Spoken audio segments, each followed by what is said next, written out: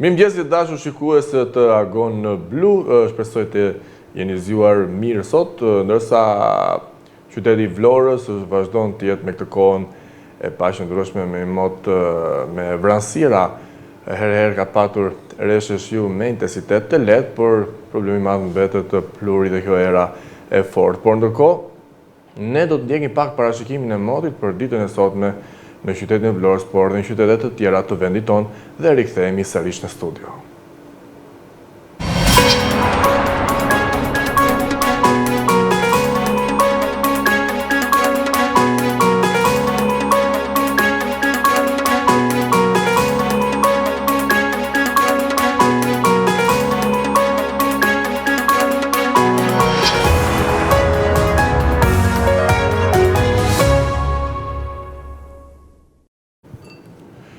Ja të kemi rikthyer sërish në studio, pasi ndoqëm parashikimin e motit, ndërkohë ka momenti të shkojmë në një hapësirë muzikore, apo jo, si thoni? Ndoqëm hapësirë muzikore, dallgët e detit me këtë këngë kaq të bukur, por ndërkohë ne do të shkojmë tek një lajm që ndodhi ditën e dieshme në lagjen Pavarësia, mos gaboj tek rrugë e Çipave, kjo zonë ka lagje Pavarësia, kur një zjarr ra në një banesë ku përfshi një banesë më pas zjarri u përhap dhe në katin e dytë, më pas në katin e tretë duke rrezikuar pothuajse banorët që ndodheshin në shtëpi, ishin 2 bombla gazi të cilët u përfshin nga flakët dhe me një pas njoftimi të zjarrfikses që mbërriten në vendin e ngjarjes dhe banorët të friksuar më njëherë kanë dalë nga banesat e tyre me mbërritjen e policisë duke vendosur perimetrin e sigurisë për mos lejuar banorët të qëndrojnë afër, pasi janë dëgjuar dhe shpërthime, por ka patur dëmtime të 2 banesave, pothuajse dëme materiale, shqyr mund të themi nuk pati dëme në njerëz të lënduar, por ne do të mësojmë pamjet, me ndihmën e regjisë. Nuk e di nëse ka gati regjia pamjet nga dita e dieshme kur në një pallat në qytetin e Vlorës, në katin e dytë, 2 bombla gazi cilat u përfshin nga flakët, më pas u përhapur në katin e tretë, por fatmirësisht që thamë, falë ndërhyrjes së zjarrfikse, të cilët ndërhyrën në kohë duke neutralizuar flakët për mos përhapur më tej, sepse nuk kishte pasoja edhe më të rënda, çka shkaktoi dhe panik te të gjithë banorët të pallatit aty, por edhe të zonës, siç ne do të shkojmë pak planet ku pothuajse pallati është i përfshirë nga flakët dhe ja, këtu janë momentet duke në dëmin që është shkaktuar dhe në për ato mjete që kanë rënë pjesë xhami. Nuk e di nëse ke videon tjetër regjia që duket pallati i cili, ja, kjo janë pamjet pas ndërhyrjes së zjarrfikse, duket fasada e pallatit dëmtuar, por dhe banesat, hyrjet kati i dytë, kati i tretë, ja, zjarri përhapej me një shpejtësi dhe në këtë moment duket ndërhyrja efektive të zjarrfikses që ka. Duhen falendëruar që gjatë gjithë kohës gjenden kudo, duke rrezikuar veten e tyre, siç e kemi thënë, pa mjete mbrojtëse, me mjete rrethanore gjenden shpesh në kur ka zjarrvënie masive, por edhe me ato pagat e vogla të tyre që gjithmonë shpresojnë që do të ketë rritje page, por gjithmonë me shpresë. Pra, ja këto janë pamjet. Siç e tham, fatmirësisht nuk ka persona të lënduar, por këto bombët e gazit janë të rrezikshme dhe kjo tema që do sot, a duhet të mbajtur bomblat e gazit brenda në banesë dhe sepse e keqja bëhet me sekonda. Do të ndjekim një intervistë të një prej banorëve ku përfshi banesa nga flakët, e ndjekim zonjën, se është me lot në sy, e shkreta normal e traumatizuar. Dhoma që është balkoni andej, vajzë e vogël te salloni, unë e dëgjova me një fjalë një krisëm të madhe. Thash unë kush u qellua me armë atë kohë pas policat, edhe Edhe thash, pastaj qa pati dalë, shikoj në dritë e balkoni im, dritë, më erdi drita direkt, kështu. Po, është dëmtuar, do me gjumit, djali. Edhe unë rëmbeva vajzën, nus janë atë ko me djali, ndonëm direkt, që atë themi më janë tronditëm si Aq e pritshme ishte situata? Shumë fare, një musha qa plasi, u trëmë mjashtë masë. Sa dëmë mund të bërë? Nuk e ditu, brënda unë zvajta do të, dhe tani që yra atje që Si mora. pasoj bombës së gazit apo? Po e kësaj gjitones poshta. Ke frikë në natë vesh në shtëpi prapë? Kam shumë. Po gjitonë se do shtëpia, do plotësisht. Jo, balkoni dhe kësaj do me gjumit. Nëna, është e dyta herë kjo që digjet kjo banesë? Nuk e di, unë edhe 7 vjetë kemi vlam, jemi me kredi akoma. Je për lotur. Shumë di që apo lemë, dhe jam me agjërim në gojë dhe do. Pra si që pat dhe zonja me lot në sysh, prej që 7 vite kemi këtë banesë dhe jemi me kredi edhe orën ditë, po thuaj se të shkatruara, por çfarë të bëjmë, ka edhe nga këto situata të vështira që janë për njeriun. Por ne do të shkojmë sërish një hapësi muzikore dhe do të rikthehemi për pak. Ja të kemi rikthyer pas hapësirës muzikore, do të flasim pak sërish për gjiri i Vlorës në Kërcënim, gjyqëtia me dinamit po shkatron pothuajse peshkimin, por gjyqëtia me lënë plasë në gjirin e Vlorës ka shkaktuar shqetësime të mëdha për ekosistemin detar. Shpërthime dinamit një rast më i fundit në gjirin e Shënjanit kanë vrarë 10 breshka detare dhe kanë dëmtuar rënd florën dhe faunën në New York. Sipas burimeve nga ekspertët e mjedisit, gjatë vitit të fundit raportuar rreth 20 breshka të ngordhur si pasojë e shpërthimit dinamit. Ne do ndjekim pak ambientalistin profesor Niko Dumani. Atëre shpesh kemi dëgjuar dhe rasti i fundit që kanë në gjirin e Shënjanit, për shkatarë që të shojnë duke hedhur dinamit. Duke dëmtuar kështu edhe breshat që mundodhen në këtë zonë. Pra, përveç sa thash nga rëndësia që ka ky lloj në mjedisin detar dhe në brigjet tona, problemi i dytë është analigjore. Kemi një legjislacion të bollshëm. Përveç ligjit të peshkimit, përveç ligjeve të tjera që ka BE dhe sidomos për konventin e Barcelonës që merr në mbrojtje gjallësat në nivel të mesdheut. Nga ana çështjetërore, ngjelet tek identifikimi, kontrolli dhe monitorimi i gjyqtive të paligjshme. Ka shumë lloje gjyqi që janë të paligjshme me shkelje ligjore. Dhe bara më e madhe i bie disa institucione siç është institucioni i inspektoriatit. Kemi disa inspektoriate, kemi një administratë të zonave të mbrojtura, e cila ka detyrimin që të identifikojë me aq sa mundet, por është histori e vjetër përdorimi i dinamitit dhe fatkeqësisht ajo po vazhdon akoma. Gjë të cilën nuk ishim. Këtu kemi të bëjmë me zhdukjen e një lloji. Unë thash në fillim, kareta është një lloj primitive. Dhe është e populluar në gjithë mesdheun. Në ishën e Zakynthos është një qendra e gjithë mesdheut ku ka është qendra më e madhe e riprodhimit të tyre. Fatmirësisht ka filluar para, domethënë ka këto vitet e fundit, që riprodhohet. Është një veprimtari, është një lloj i cili është pranë brigjeve tona, riprodhohet në brigjet tona dhe ka shumë rëndësi që të mos dëmtohen, sepse riprodhimi i tyre është shumë i ngadalshëm. Nga një numër i caktuar vezësh që janë edhe mbi 50, vetëm një individ arrin të kalojë stadin biologjik të riprodhimit. Pra riprodhimi i tyre është shumë i ngadalshëm dhe me një numër shumë të vogël.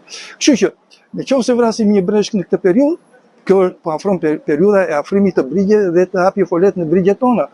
Kështu që është një dëmtim i madh, domethënë i fuqishëm, sepse krahas dëmtimeve ose azësimit nga ana e kushteve natyrore, se ka dhe azësim të kushteve natyrore, por një dëmtues shumë i fuqishëm dhe shumë i shpejt është ai që quhet faktori antropik ose ndikimi i njeriut, që bën një dëmtim të jashtëzakonshëm.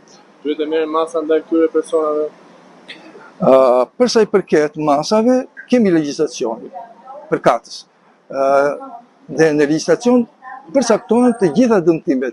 Meqense kjo breshka është dhe në një nga status e mbrojtjes, përveç legjislacionit të peshkimit dhe gjithë legjislacionit të BE-s, përbën dhe një shkelje ligjore sipas kodit penal të Republikës së Shqipërisë. Kështu që kemi legjislacion të bollshëm, kemi institucione të bollshme, por nuk arrim t'i mbrojmë dot duke përfshirë edhe në rastin tonë edhe breshkim kareta.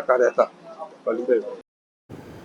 Ndoqëm profesor Niko Dumani në lidhje me gjuetinë e dinamitit që është shumë i dëmshëm për florën dhe faunën, ndërkohë e ndjekin e pak të pamje të bukur që na mëson regjia nga Parku Kombëtar i Llogorase, pamje e mrekullueshme, nuk themi në Shqipërinë e ka bekuar Perëndia, por varet sa të zotët janë njerëzit për ta mbajtur dhe për të vlerësuar vlerat që ka vendi ynë. Por nga kjo pamje e bukur, ne do të shkojmë direkt tek historia, tek kalendari historik dhe rikthehemi pas pak në studio. Do të kemi edhe një të ftuar, kryetarin e Partisë Demokratike Dega Vlorë, Hysni Shara. Do të diskutojmë pak për politikën për qytetin e Vlorës.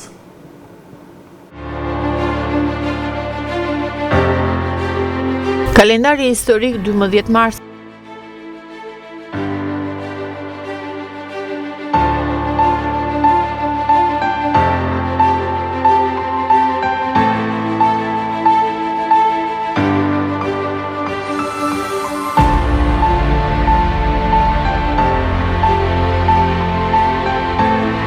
Në 1915 lindi në qytetin e Elbasanit Mahir Dobi, ndoqi studimet e larta për filologji klasike dhe u diplomua në Universitetin e Francës në 1941.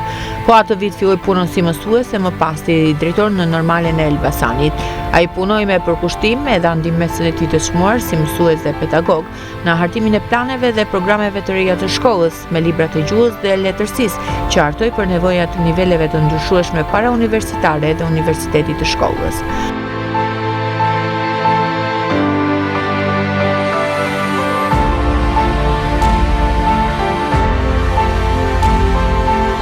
Në 1918 Moska bëhet kryeqyteti i Rusisë përsëri pasi Shën Petersburgu e mbajti këtë status për 215 vite. Pas suksesit të revolucionit rus të 1917-s, Vladimir Lenin nga frika e pushtimit të mundshëm të huaj nga deti e transferoi kryeqytetin nga Petrogradi në Moskë.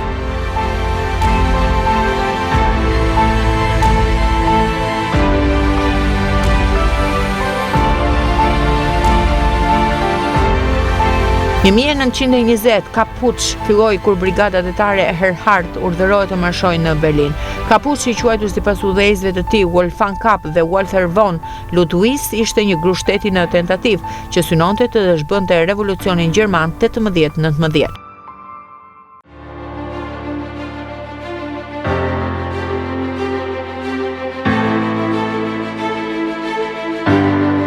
Në 1930, Hatma Gandhi fillon marshin e Kripës, një marsh prej 200 milje në det për të protestuar kundër monopolëve britanik të Kripës në Indi. Gandhi e filloi këtë marsh me 80 vullnetar të tij të besueshëm, duke ecur 10 milje në ditë për 24 ditë, deri në Dandi, kur Gandhi theu ligjet e Kripës, ajo ndezi akte të mëdha të mosbindjes civile.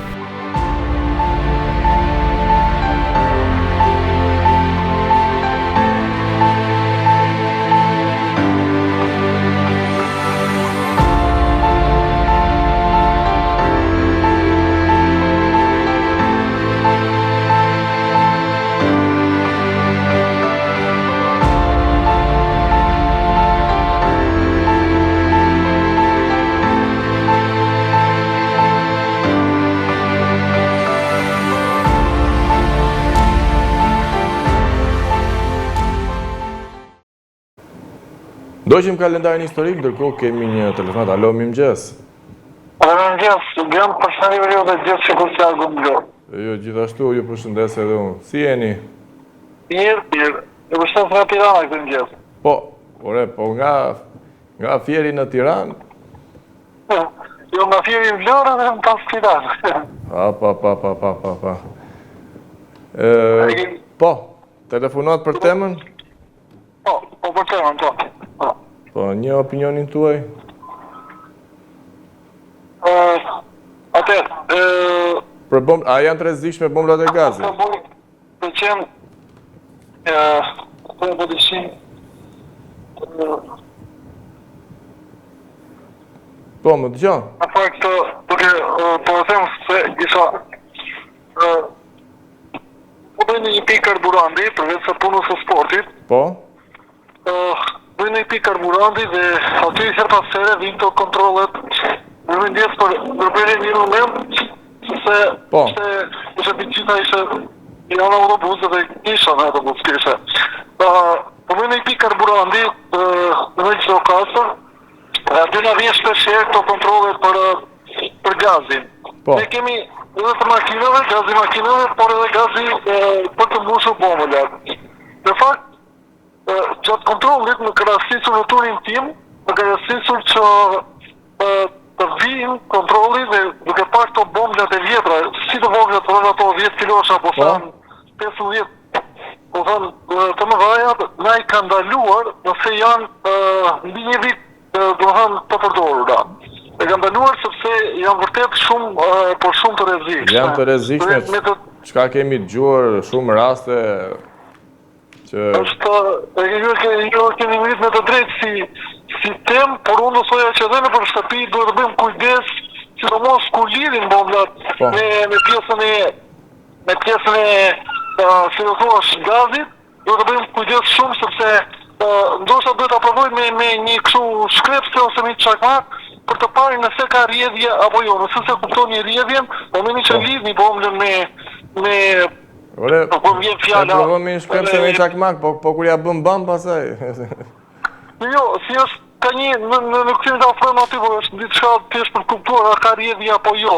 Sepse ka shumë njerëz, sidomos moshat e treta, të cilët e kanë shumë të pamundur dhe unë kam gjyshën time dhe her pas here lidh bomblën me pjesë e petrogazit, sepse s'po hyn fjala petrogazi, të cilin finish përdoret në shumicën e rasteve flasin petrogazit të mëdhenj dhe ose edhe për mbrojtje. Duhet të bëjmë kujdes sepse duhet të ketë shumë kujdes në momentin siç e thamë, ne mund të shpërthejë dhe ajo mund shkaktoj tragjedi të madhe.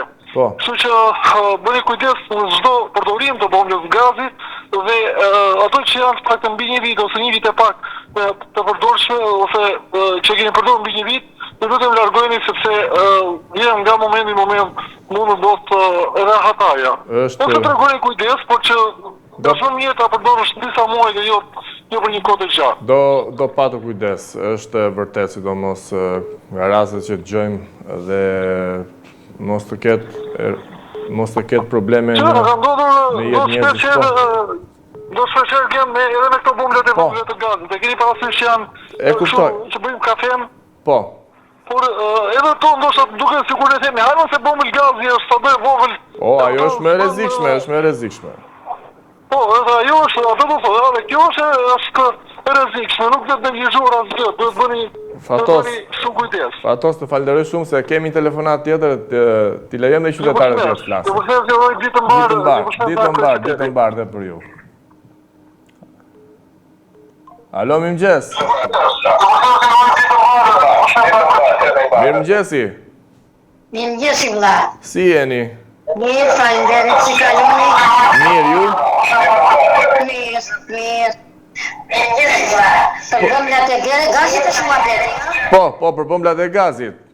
Po, unë kam një bomblë, më para kisha 2 bombla 5 kilosh. Po? Ato që të dyja gati se më bërvadhin. Si thatë jove imi dhe këto moshat e treta, unë jam 75 vjeqe, edhe vetëm fillin në shpi, i hova që të dyja poshtë se më arrit një gazin nga poshtë. Ke bërë gjën më të mirë, se ke shpëtuar veten? Mora një tjetër në ashin në ato 25 kiloshet. Them në ashin, them se kam të më të siguruar. Në ato me 2 vënd që... Presojmë, por a mund të mbajnë në shtëpi bomblat e gazit janë të rrezikshme sido që ti janë? Janë atë keqen, po neve i largohemi korrendit e kuptohen. Janë shumë. Mundohet njeriu që të shpenzoj sa më pak, por që rreziku është gjithmonë pas dere. Ashtu është keqen, motërë, jote, ashtu është. Ju rrofshi që i hapë të këto tema, u vapë të mbarë. Nga puna telefononi, zonjë? Nga Vlora. Nga Vlora, po. Nga Qishbardh dhe Vlorës. Nga Qishbardha, po. Të përshëndes dhe shumë faleminderit. Dhe juve u faleminderit për temën edhe për sqarimet. Miru pafshim. Emisionin e ndiqni çdo ditë? Po, Ke ndonjë kritik? Jo. Jo të keqen, jo. Të falenderoj dhe të uroj shëndet dhe një ditë të mbar. Rrofsh keqen, rrofsh haj. Do të... Qa bëq? Nejse. Do të shkojmë në një hapësirë muzikore.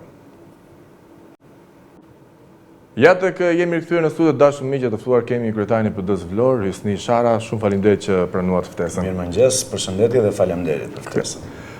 Zoti Shara, tashmë përveç se jeni përfshirë politik, jeni dhe familjar, angazhime që keni, si nis dita juaj, rutina, sa e përballueshme është?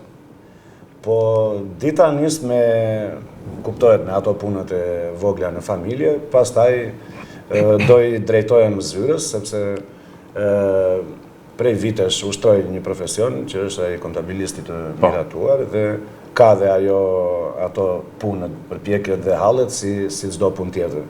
Kështu që kjo është rutina e përditshme, përveç pastaj angazhimeve politike, ashtu siç edhe ju e thoni.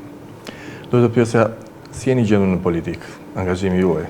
Pse zgjodhët përfshiheni në politik? Angazhimi im tashmë është që prej dhjetorit të vitit 1997, unë zgjodha të jem në Partinë Demokratike në një vit shumë të vështirë, madje në vitin më të vështirë të saj, në një proces riorganizimi ku me zonja dhe zotrinj të cilët luftuan pa kompromis, pas një lloj interesi për ngritjen e Partisë Demokratike, arritën që brenda një kohë relativisht të shkurtër ta sjellin atë në pushtet së bashku me kolegët e tyre në përgjithë degët e tjera në Shqipëri.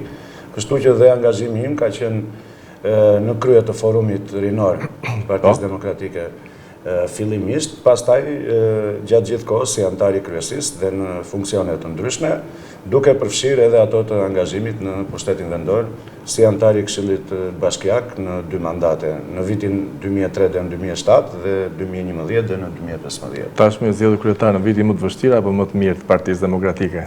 I zgjedhur jo, quhet i komanduar. I komanduar, po. I komanduar në detyrë deri në procesin e ardhshëm zgjedhor, ku siç ju e dini, kryetarët e degëve ashtu si kryetari i përgjithshëm të Partisë Demokratike zgjidhen me parimin një antar një vot, por duke qenë se tani kishim primaret dhe ndoreqen si proces, ishte detyruar që kryetarët dhe sekretarët e degëve që do kandidonin në këtë proces duhet të bënin ndoreqen dhe unë jam në këtë detyrë që do të thosha vjen pas gati 12 viteve opozit, por nuk është momenti ynë më i keq, madje për rrethana dhe konjunktura ndërkombëtare, ky është momenti ynë më i mirë, moment të cilin ne duhet ta shfrytëzojmë. Mos ta harrojmë që rrethana ndërkombëtare ishte atill që ambasadori amerikan deklaronte ju do ani bare dhe në pushtet nuk do vini, po ja që historia ndryshon, ngjarjet marrin një rrjedh tjetër dhe jemi këtu sot duke diskutuar për fitoren e Partisë Demokratike dhe të aleancës opozitare në përgjithësi. Si është gjendja në PD-n e Vlorës? Ka një, unë mund të them me kënaqësi që ka një entuziazëm, përveç proceseve të riorganizimit që gjithmonë, ato janë të përhershme, sepse partitë duhet të pasurohen edhe me elementë të rinj, por edhe të kualifikojnë ato që është kuadri ekzistues, le të themi, por ka një entuziazëm edhe për shkak të rrethanës ndërkombëtare që unë thash, por edhe është normale që në fushat elektorale angazhimi dhe puna e strukturave është më e madhe se zakonisht. U zhvillua procesi primareve, si vajti ky proces, më themi, në pritshmëritë? Ju besoj e keni ndjekur. Unë mendoj që ishte një proces i lirë, demokratik, i qetë, dhe rezultati dhe pritshmëritë të theksojmë këtu që ne jemi e vetmja parti që kryejmë procesin e primareve, partitë e tjera emërojnë dhe çemërojnë njerëz dhe natyrisht për mendimin tim personal, pritshmëria në Vlorë dhe në qarkun Vlorë ishte ajo që ne kishim dhe ç'është më e rëndësishmja, rezultati i këtyre primareve do të merret në konsiderat nga kryetari i Partisë Demokratike të Shqipërisë, Dr. Berisha, dhe themi këtu që nga ana statutore është prerogative e tij për zgjedhja e kandidatëve, por është e pamundur që të mos merren parasysh rezultatet e primareve. Çfarë ndryshuan këto primare? Çfarë? Po, për sa i përket zgjedhjeve politike, këtë ishte ere parë që aplikohen, sepse janë aplikuar 2 vjet më parë për zgjedhjet vendore, kurse për këtë, duke qenë një procedurë më e komplikuar, duke qenë se përzgjedhjet janë mbi bazë qarku, duke qenë se duhet mbajtur në konsiderat një përfaqësim gjinor i detyrueshëm, ka faktorë të tjerë siç janë faktorët lokal, pra edhe shpërndarja territoriale duhet të merret në konsiderat, por është edhe një numër i caktuar aleatësh, të cilët janë partitë që kanë qenë gjithmonë aleate me Partinë Demokratike, por edhe të tjera, dhe siç e keni ndjekur dhe ju, është formuar një koalicion me 26 parti, pra Partia Demokratike si udhëheqëse e këtij koalicioni, dhe 25 parti të tjera, të cilat përbëjnë aleancën më të gjerë opozitare që ka ekzistuar ndonjëherë në Shqipëri, dhe patjetër të gjithë këta faktorë do bëjnë të mundur që të sinergjizohet, të mblidhet, të grumbullohet çdo energji pozitive për të bërë të mundur rrëzimin e kësaj qeverie, e cila është qeveria më e korruptuar, më kriminale e gjithë historisë së Shqipërisë. Sot dalin dhe listat për deputet nga Partia Demokratike. Pritshmëritë si do t'jenë? Sot është afati ligjor për të cilët depozitohen listat e kandidatëve për deputet në të gjitha qarqet e Shqipërisë. Natyrisht këtu bën pjesë dhe qarku Vlorë, dhe unë thash që pritshmëria si në bazë të rezultatit, si në bazë të informacioneve që ne kemi, do të jetë që do të respektohet rezultati i primareve, natyrisht duke marrë në konsiderat edhe ata faktorë vendor, lokal, gjinor, aleatët e të tjerë që unë përmenda më përpara. Besoj në orët e mbrëmjes, sepse duke qenë se është afat ligjor, të gjithë do të njihemi me listën e kandidatëve për deputet. Pas daljes së listës fillon në puna nga ana e... Po patjetër.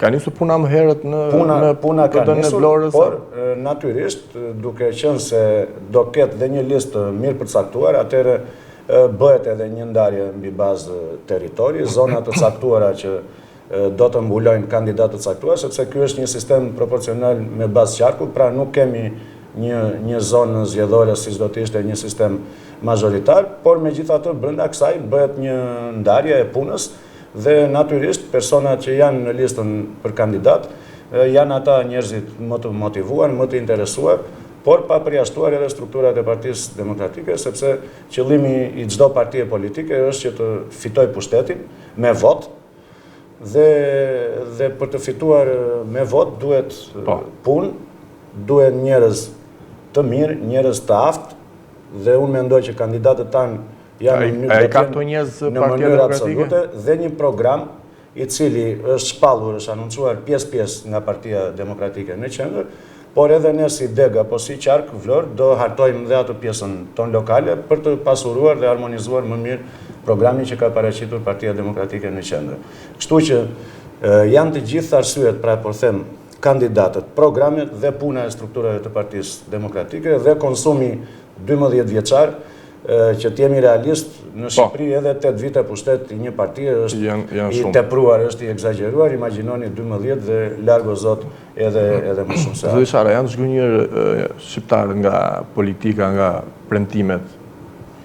Dhe pse duhet besojnë tek Partia Demokratike apo programi i Partisë Demokratike? Partia Demokratike është një parti qeverisëse. Ne kemi qenë në pushtet një herë gati 5 vjet dhe një herë tjetër 8 vite.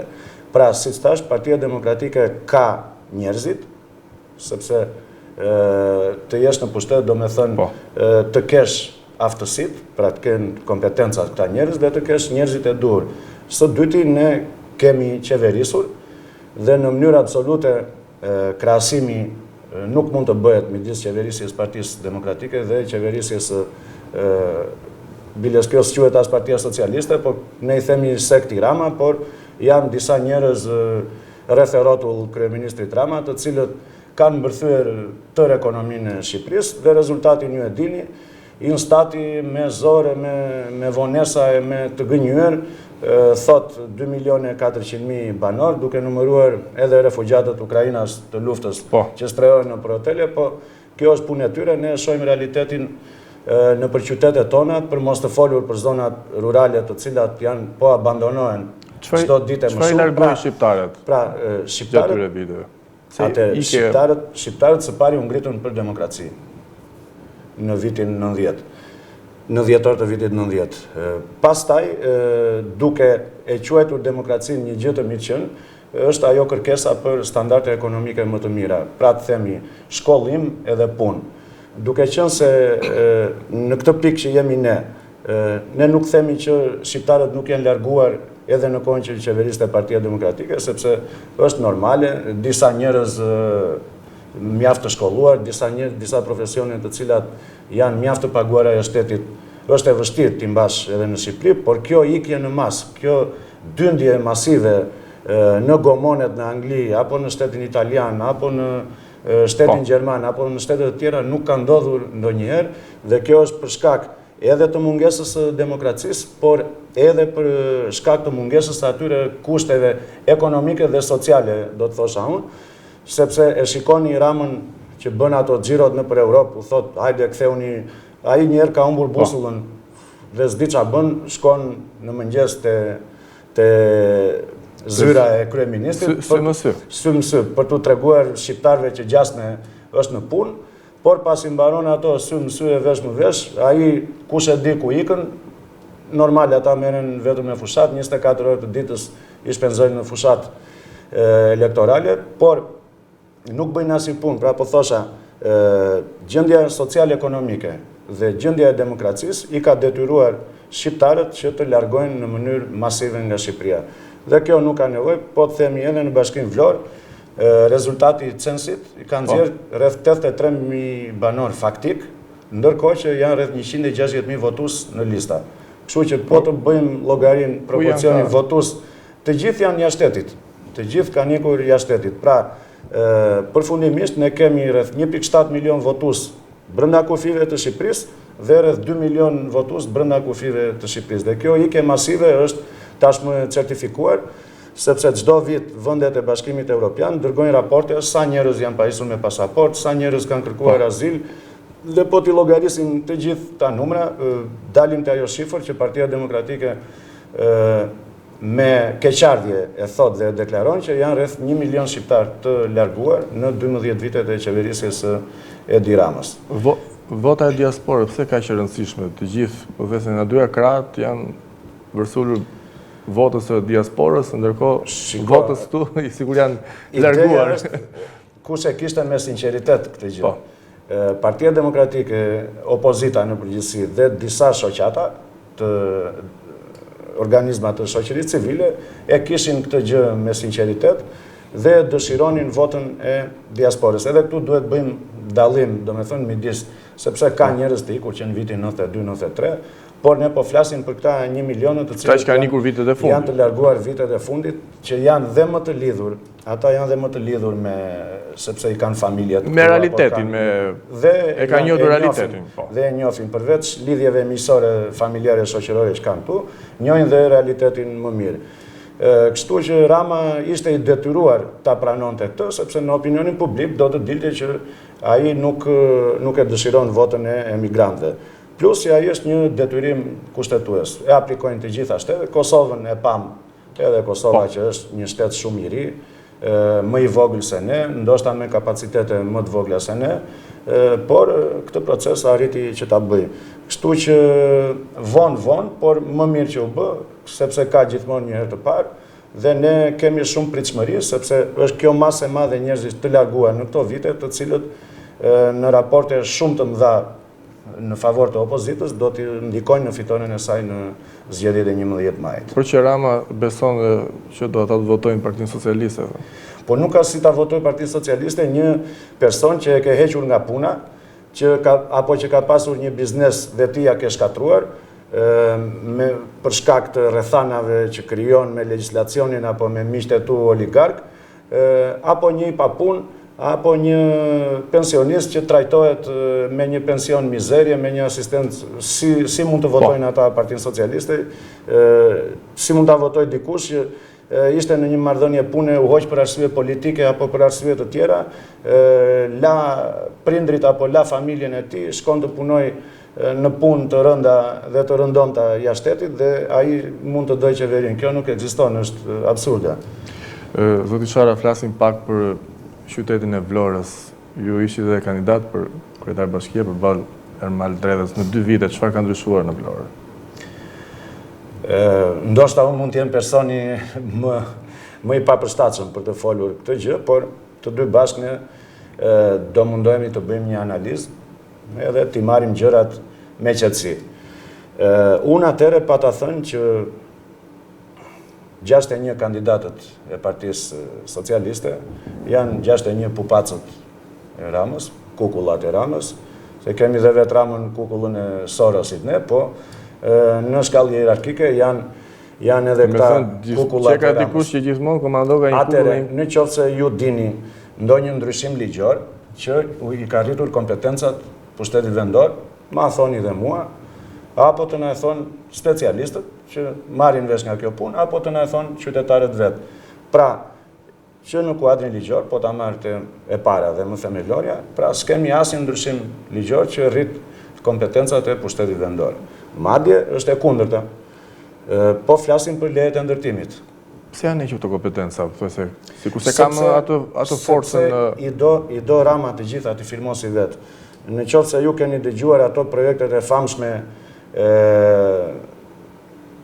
që i bën ai belgu në thonjza, apo ai italiani.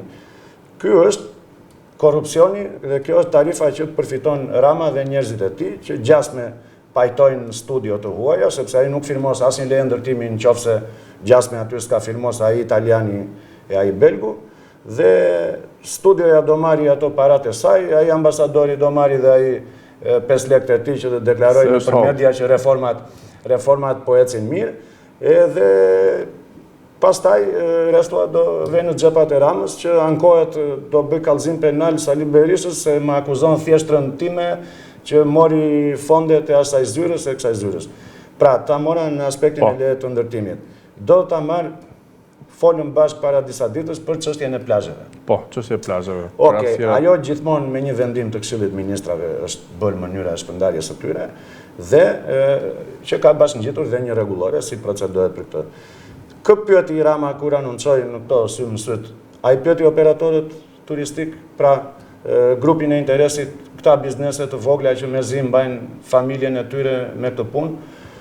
Nuk i pyeti fare, doli atje, tha, nuk japim më plazhe, do japim vetëm hoteleve. Po mirë o zotri, po këtej që s'ka hotele, pse s'ua jep?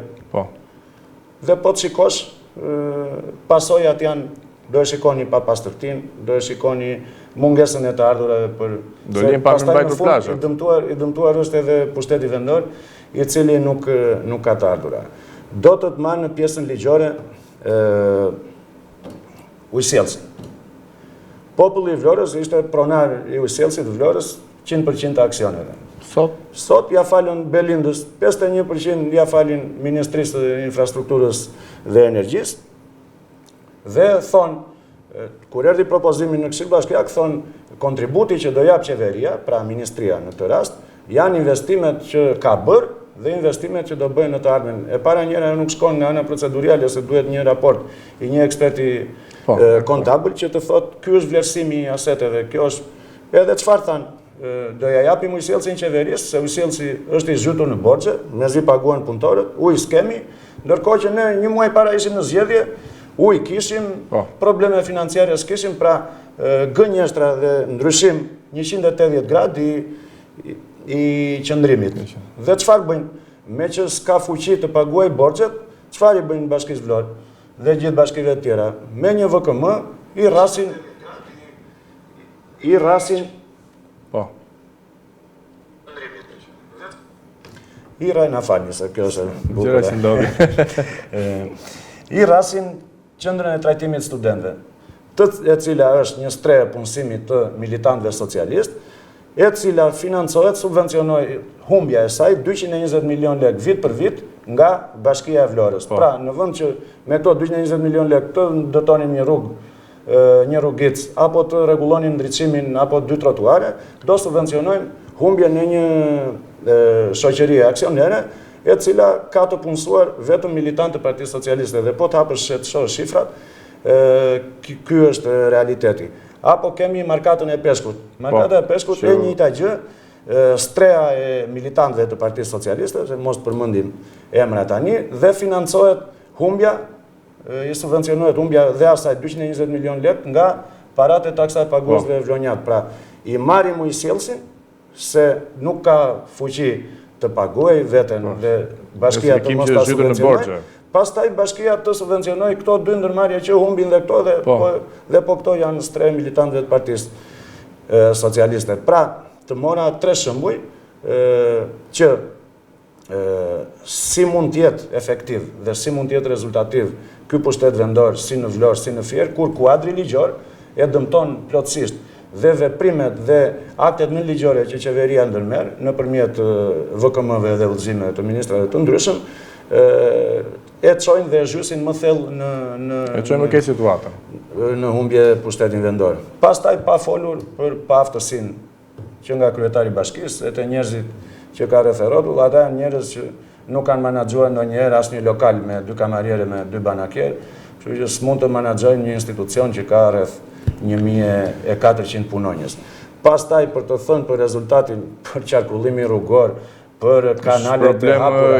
Problemi madh se po afron sezoni turistik dhe pothuajse u premtua që do të mbyllesh gjitha rrugët ku ka nisur projekti i ri i sjelljes që do të kemi ujë 24 orë, por vazhdon në një situatë, nuk e di nëse do të menaxhohet situata e infrastrukturës në qytet, sepse është problem, sidomos për bizneset që mezi presin këto muaj që të punojnë. Tani, për bizneset një të themi me keqardhje gjën e parë. Në 4 tetor Vlora u mbyt, ishte një përmbytje katastrofike, edhe ky pushtet vendor i papërgjegjshëm dalin me një deklaratë, thonë bizneseve nuk u japim asnjë dëmshpërblim. Po. Me thënë këta a priori përjashtojnë nga dëmshpërbimi gjithë bizneset. Tani, çfarë ka ai ndërtuesi kur ti ke kërkuar kushte që të largojë ujin nga garazhi, po pastaj me çfarë ta largojë, se i ndërpren energjinë elektrike gjithë Vlorës, ata janë ndërpren energjinë madje edhe hidrovorit vet. Pra edhe po të dinin ujrat në kanalin kryesor ku të shkonin. Pra, pa folur pastaj për ato riparimet e pompave, për ato vjedhjet e për çfarë turizmi. Shikoni, dilni aty te plazhi i vjetër, 100 metra nga këtu, pjesa e plazheve që është menaxhuar nga privatët e pastër e sistemuar e rregulluar, pjesa tjetër me ferra, me gur, me papastërti, me qese, me bidona, ku e diun, çfarë lloj mbetjesh. Mund të hedhin në një cip atyre kanaleve të sjellësit. Ka vështirë kanë ta mbajnë, ta menaxhojnë qytetin, gjithë ky qytet i bukur si Vlora. Mund të hedhin në një cip atyre kanaleve që ka hapur sjellësi, që kanë shkatruar qarkullimin rrugor, pa folur për pluhurin e për ndotjen e mjedisit, mund të hedhin një cip atyre, po unë nuk kam dëgjuar për furnizim me ujë 24 orë. Po. Se këta kanë hallin të bëjnë tendera për tubot dhe për shtrimin e tubove. Dhe nuk e kanë filluar nga aja, nga rritja e kapacitetit të mbajtjes të depove të ujit. Duhet filluar nga atje, se po s'pate bazën atje, ti s'ke me çfarë ujit të furnizosh. Dhe unë nga specialistët dhe nga njerëzit që merren me atë punë nuk e kam dëgjuar këtë furnizimin me ujë 24 orë. Por që është nga vetë kryetari i bashkisë apo gjë do të ketë. Po ai nuk di gjë këtë punë e din specialistët. Tani ne me ç'kemi parë është bërë linja e re. Po linja e re garanton furnizim me ujë 24 orë kur ti ke ujë në depo. Por a do të funksionojë dhe linja e re, se nuk është bërë, do të bëhet prova, ka punë. Ky është dhe justifikimi që këto kanalet dhe këto çarjet i lëm kështu të hapura se do bëjmë testimin. Unë nuk e di, të tërë kemi qenë jashtë shtetit, nuk kemi parë një qytet të hapur, të shqyer nga të 4 anët në një kohë. Punohet, por ndërkohë edhe mbyllet. Hapet. Po nuk e di çfarë punojnë, se për të bërë atë rrugën te shkolla Alimxhelo, një vit e ca muaj për të bërë 300 metra rrugë, nuk e për të ngushtuar njerëz, se po. Edi Rama si psikopat që është, ka atë manin që t'i vëj njerëzit në rreshtë, dhe ne jemi vetëm një qytet që i kemi rrugë të gjera dhe vinë na i ngushtojnë.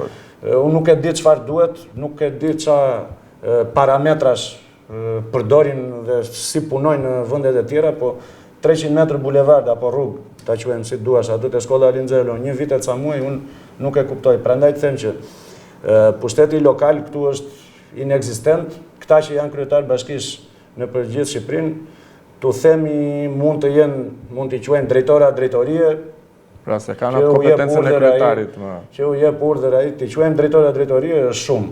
Dhe kjo është fatkeqësi sepse në fundit ata janë njerëz të zgjedhur dhe ai që zgjidhet nga votat e popullit duhet ketë dhe ato kompetenca që ligji ja garanton dhe flasim dhe pak për Tragjasin. Kemi parë këto javë të fundit që ndeshen me problemin e madh për marrjen e ujit, burimeve në fshatin Tragjas, ndërkohë era e fundit ishte që vajtja e policisë, po dhe punimet në tek burime që nuk lejuar edhe nga banorët, pati konstatime, pati përplasje, më themi, midis banorëve dhe policisë. Unë në një prej tyre, atë ditë, pikërisht biles, kam qenë me miq, kuptohet, nga fshati Tragjas, ose me origjinë andej, kam qenë në fshat, edhe ishte një çudi e madhe, rreth orës 4 apo 5 të mëngjesit, 200-300 forca policie kishin shkuar te ai stacioni i vjetër i pompimit, kishin dalë aty te Trekëndshi, kishin dalë post blok. Nuk e di si është bërë gjatë pushtimit gjerman. Gjermania jo janëm se nuk na pushtoi, po nuk e di në ndonjë pushtim ai rrethim sikur uji është i vetmi burim natyror që nuk e merr dot me nuk e merr dot me forcë. Mund ta marrë sot me forcë, po nesër banorët do të kundërvijnë në një mënyrë në një tjetër. Tani të vim te ajo që ndodh. Këtyre njerëzve nuk ka vajtur askush, tu thotë që kemi këtë projekt, do furnizojmë me ujë Tragjasin, pjesë të Orikumit, Radhimën, ç'të mbetet, shqiptar janë dhe ata andej, ata shqiptarët në thonjza, oligarkët e resorteve, çfarë të mbetet, do ndihmojmë dhe ata tjerë. Asnjëri s'u ka vajtur tu prezantojë një projekt. Çfarë bëhet me këtë? Madje kur banorët erdhën në Këshill Bashkiak, kryetari i bashkisë tha që do i priste të pas nesërmen. Nuk shkoi, pati frikë nga banorët, thua se ata do ta vrisnin. Edhe tha ju preste zyrat e ujësjellësit bashkë me atë, është një që do jetë listat e mbyllura këtu. Drejtori i përgjithshëm do mbylli Rama në listë atje. I Akumit, çfarë quhet ai që ka, që menaxhon gjithë ujësjellësat e Shqipërisë, dhe s'u mor vesh gjë, edhe dërgon njerëz që të përçaj banorët, edhe Rama vet, edhe ky vet. Pra, është detyrim ligjor një marrja e mendimit, konsultimi me komunitetin. S'ka pat asnjë konsultim. Këta nuk e bëjnë, këta dhe kur e bëjnë, për shembull, erdhën ata të KLG-s, u konsultuan me avokatët e Vlorës. Edhe avokatët u thanë, është mirë që gjykata administrative e shkallës parë, gjykata apelit të mos mbyllen. E bën konsultën ligjore ata dhe i mbyllën gjykatat. Pra, në Shqipëri kjo edhe kur formalisht respektohet dëgjimi i grupeve të interesit, në fakt bëjnë të kundërtën, nuk i dëgjojnë ata, ndërsa në këtë rast është që tani lër hotelin ti në Radhim, sepse me atë ujë, nga ai basen furnizohet gjithë Radhima. Lër hotelin tënd ti pa ujë në Radhim e në Orikum, që të furnizohet me ujë hoteli i oligarkut i Samir Manes dhe i të tjerëve. Kjo s'ka asnjë sens, nuk ka asnjë kuptim. Ata kur investuan miliona euro andej, të kishin marrë masat të siguronin dhe burimet e ujit. Ndërkohë dëmton zonën këtë për të drejtur ata andej. Edhe Radhima dhe Tragjasi vet janë zona në zhvillim. Sot ka një numër të caktuar më falni, hotelesh dhe strukturash turistike, nesër do ketë më shumë. Pra, nevoja për ujë do vazhdoj të jetë në rritje. Plus, ne si heqim do të drejtën edhe ati që do të mbylli qepe domate, edhe ati që ka bagti, të jetoj, të punoj atje. Uji është vetë jeta. Uji është jeta, është e mira pa energji mund të rrihet, pa ujë nuk rrihet. Kryetar, jemi drejt fundit, unë nuk e di nëse ke diçka për të shtuar. Jo, unë doja të bëja thirrje, nuk po i përmend me kategori, kush ndihet më mirë se para 12 vjetësh, le të vazhdoj të rri me këtë qeveri të korruptuar, me këta hajdutët. Kush shikon që në këtë qytetin tonë, në këtë Shqipërinë tonë, ka probleme të mendoj dhe të japi një vot për opozitën, sepse ky është një rast që vjen një herë në 4 vjet dhe çdo 4 vjet ne shohim që pasojat janë të pariparueshme. Duhet të mendohet mirë çdo njeri, as mos ta shpërndaj votën në parti të vogla, por të votoj atë forcë e cila ka bërë mirë për të vend dhe shqiptarët din ta bëjnë dallimin. Unë këtë shpresoj, këtë besoj dhe për këtë u bëj thirrje të gjithëve. Çdo njeri ka fatin e tij në dorë, me një vot. Patjetër. Pastaj është e kota ankojmë. Se gjatë viteve me fjalë të Fjala është heshtja dhe vota. Në demokraci është ajo fleta brenda te ajo kutia atje. Kështu që unë përfitoj nga rasti, ne do të kemi dhe dalje të tjera, do të prezantojmë edhe një program që do ceki apo do preki ato realitetet lokale, kuptohet nën hijen e asaj që është programi që partia PDSH-ja ka shpallur për fusha të caktuara, pjesërisht për çdo sektor, dhe siç thash do të harmonizohet edhe me problematikat lokale të cilat do e pasurojnë më tepër. Të falenderoj shumë, ishte kënaqësi, besoj do të kemi fushata para ashtu do të kemi sërish në studio. Pra ishim me kryetarin e PD-s Vlorë Hysni Shara, ndërkohë ne do të shkojmë në një hapësirë muzikore. Ndoqëm hapësirën muzikore pas bisedës me të ftuarin me kryetarin e PD-s Vlorë Hysni Shara, diskutuam për politikën, për problemet në qytetin e Vlorës dhe që shpresojmë të ndryshojnë. Ndërkohë, ka momenti që ne të diskutojmë pak për parashikimin e yjeve, për horoskopin dhe bashk do të përfundojmë emisionin për sot, do të takohemi sërish nesër. Mirupafshim dhe një ditë të mbarë. Horoskopi 12 mars.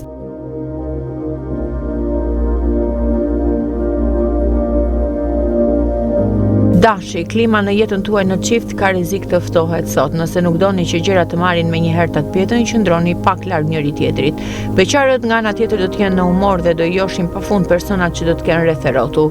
Për financat do të fillojë një periudhë e qëndrueshme gjatë së cilës mund të kryeni edhe ndonjë shpenzim më tepër. Demi, ju do të bëni të pamundurën të keni një ditë të kënaqshme, por yjet do sillin debate dhe mosmarrveshje. Ata do t'ju nxisin të kundërshtoni fort partnerin për çdo gjë. Beqarët nuk do të pëlqejnë të krijojnë shpejt një lidhje, por do t'ia lënë gjithçka kohës. Në planin financiar do të kryeni transaksione të rëndësishme dhe situata do të jetë stabilizuar. Binjakët, nëse partneri është shumë kërkues ndaj jush sot, bëni çmos t'ia plotësoni dëshirat. Në orët e mbrëmjes ai do të jetë më i qetë dhe më i dashur me ju. Ata që kanë pasur mosmarrveshje do pajtohen. Beqarët do të vazhdojnë të jenë në kërkim të princit të kaltër, por pa shumë fat. Në planin financiar nuk duhet të ndërmerrni rreziqe edhe nëse situata do të jetë e paqëndrueshme. Gaforia, ditë e kënaqshme kjo e sotmja për të dashuruarit, do të kaloni më së miri me ata që keni në krah, do dilni dhe do të argëtoheni pafund së bashku. Beqarët do të kenë mundësi të provojnë emocione të dashurisë. Personi për të cilin kanë ndërruar kaq shumë do të bëhet pjesë e tyre. Financat nuk do të jenë në gjendjen më të mirë të mundshme, kështu që kujdes. Luani, debatet në çift do të jenë të shumta gjatë kësaj dite, secili prej jush do të mendojë se ka të drejtë dhe nuk do të arrini dot të bini në konsensus. Beqarët duhet të bëjnë sy të katër sepse në një vend ku do të shkojnë do të takojnë personin ideal. Gjithçka mund të ndryshojë për ta. Në planin financiar kryeni shpenzime të pamenduara dhe situata do të jetë delikate. Virgjëresha, nëse doni ta shijoni si duhet jetën në çift, mos i kaloni etapat me shpejtësi. Çdo gjë ka kohën e vet. Në orët e mesditës partneri mund t'ju bëjë një surprizë të madhe. Beqarët do të jenë të turpshëm dhe nuk do t'i pranojnë ftesat që do ju bëhen. Mos prisni që t'ju lutem, financat do të jenë të paqëndrueshme. Mos jepni hua dhe mos kryeni sot investime të mëdha. Peshorja, sektori i dashurisë do të jetë gjatë gjithë kohës i mbrojtur nga yje, do i kushtoni më tepër kohë dhe vëmendje partnerit duke surprizuar gjatë kohës. Edhe beqarët do i gjejnë në fund shpirtin e tyre binjak dhe do të ndihen të plotësuar. Financat do të jenë më të mira se kurdoherë. Akrepi, nëse jeni në një lidhje duhet të mendojeni 100 herë para se të merrni vendime të rëndësishme. Vërtet e dashuroni fort partnerin, por për të hedhur hapa të mëtejshëm duhet jeni të sigurt. Beqarët nuk do e mbajnë mendjen te krijimi i një lidhje, por gjithçka do t'ju ndodhë me magji. Në planin financiar do të jeni të matur dhe do i menaxhoni me kujdes të ardhurat. Shigjetari, ditë intensive dhe mbushur me surpriza të këndshme, kjo e sotmja për të dashuruarit, partneri do t'ju mbajë në pëllëm të dorës dhe do të bëjë të ndjeni mirë. Beqarëve do t'ju rëndoj pa mas pesha e vetmisë dhe do të mërziten shumë, financat nuk do t'jenë as pak të këqija, megjithatë, bëni mirë të shpenzoni me kujdes. Brit Sjapi, ditë paksa e turpu dhe me disa debate, kjo e sotmja për të dashuruarit. Mundoni të tregojeni realist dhe të zgjidhni ato me maturi. Beqarët do të ndihen mirë dhe si në shoqëri të miqve, ndaj nuk do e ndjejnë aq shumë nevojën e një partneri. Financat do të tronditen mjaft për shkak të shpenzimeve të mëdha që do kryeni.